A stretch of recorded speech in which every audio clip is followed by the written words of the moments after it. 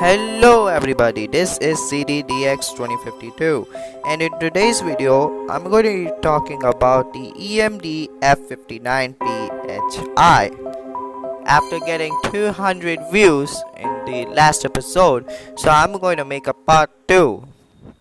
The EMD f59phis has become a staple and icon of the West Coast, with a streamlined red shape and 3-window isolated cab. But that doesn't mean that they came out of nowhere with no basis at all. Let's time travel back to 1998. In 1988, the Caltrans wanted a new locomotive to replace its aging fleet. For that, they made a strong case for a new 3,000 horsepower locomotive with full-width cowl body and a Canadian-style comfort cab. And this would result as EMD f59phis. Ghost Transit bought 49 of these f59phis alongside Metrolink, which is a commuter-based railroad in Los Angeles, bought 23 in 1992 to 1993. Fast forward to the 90s, in California, the state had funded $3 billion into transportation. Much of it went to the rail transportation. California Department of Transportation, or Caltrans, was formed. It was a brand of Amtrak that didn't have its corporate identity. It used standard Amtrak equipment like Horizons, Amfleets, Dash-8s, F40s, that type of stuff. Caltrans needed a new locomotive for their services on the San Joaquins and the Capitol Corridor. Amtrak wasn't so much impressed with the f59phis due to the lack of streamlining, which causes less fuel efficiency, speed, and modernity. Amtrak had one solution: by streamlining. In 1990s, Amtrak and EMD worked together to form up the EMD f59phis. The top speed of this locomotive was 110 miles per hour due to the help of EMD 710G 12-cylinder engine, which produces 3,000 horsepower. It has a weight of 270,000 pounds, a length of 58 foot 7 inches, width of 10 foot 7 inches, and a height of 15 foot 7 inches. These locomotives were equipped with Nathan K5LA. Here's what it sounds like.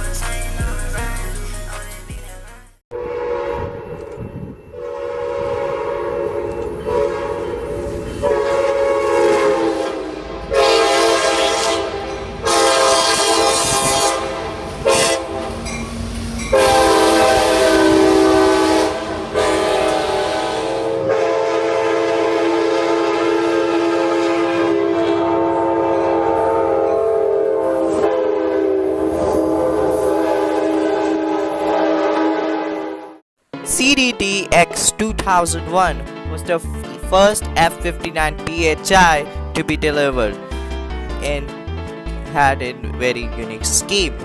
The scheme would use navy blue, black, orange, and silver compared to the Amtrak's recent colors as Phase 4. In 1998, 16 more f59phis would be delivered to Amtrak, in which 5 went to the Amtrak Cascades and 11 for the all-new Pacific Surfliner. In 2001, the f59phis would be delisted from the EMD catalog as they don't meet EPA Tier 1 emission standards. NC will acquire 2 f59phis in 1998 for their Piedmont service, running along with 4 f59phis bought by NC in 2010. In total, 83 f59phis would be built for various commuter rail services across the United States. Amtrak bought a total of 36 locomotives, 450 to 465 for the Pacific Surfliner, while 465 being moved to the Cascade service in 2001, numbering 465 to 470, and lastly 2001 to 2015 for the Amtrak California or Caltrans. 59phis were the backbone of the West Coast. Caltrans even named some of their f59phis except for CDTX F59's 2008 to 2011.